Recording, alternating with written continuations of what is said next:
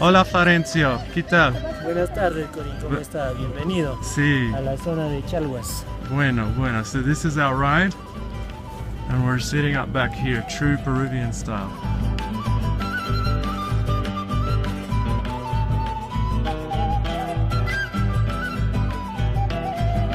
And this, people, this is where your maca comes from.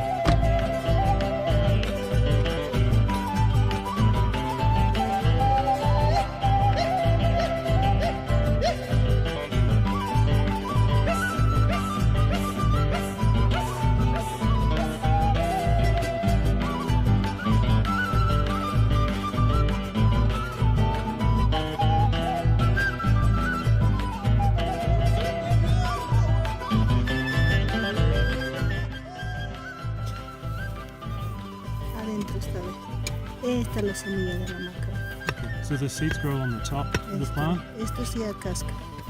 Acá adentro está esta pequeñita, esta pequeñita.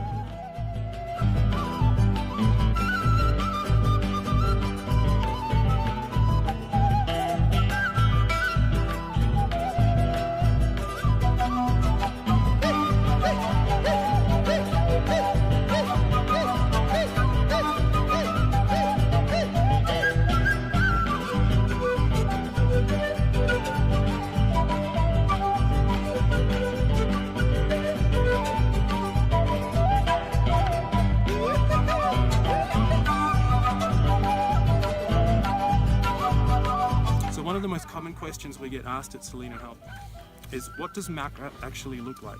So I've got some examples here, and it's almost looks like a weird shaped turnip. So the leaves that grow above the ground are what produce the seeds for maca. These are harvested every year in April, and the seeds can produce 3 different colors. So we have yellow, red, and black.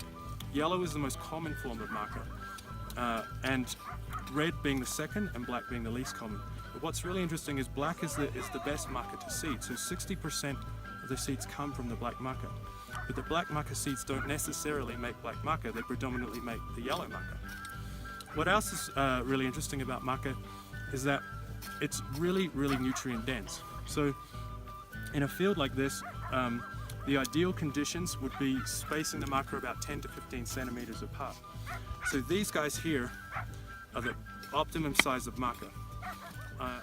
So here we have an example of where maca is not evenly dispersed as a seed. And you can see these 2 guys are competing with each other, and they're not going to grow any bigger than they already are. So they're going to be harvested at this size.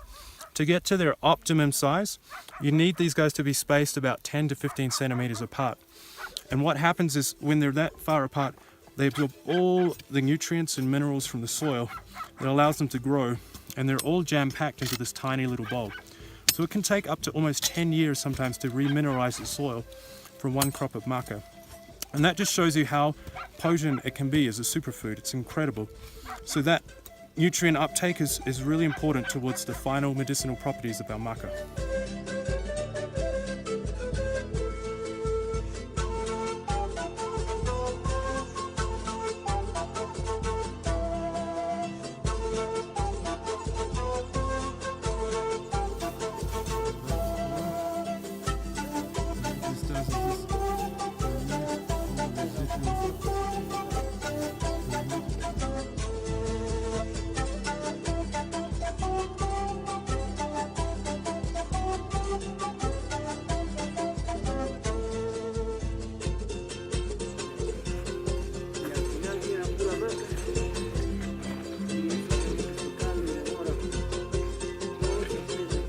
So once the maca is harvested, this is where it comes.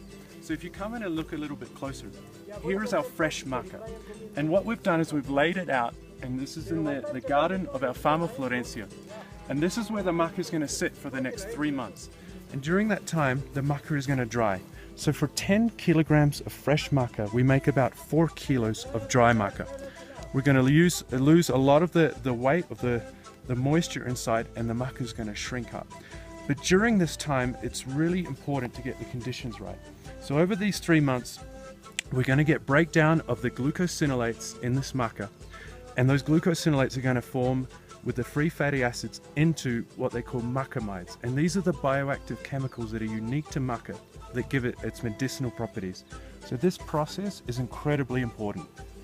And over the next 3 months, this maca is going to become a medicinal superfood.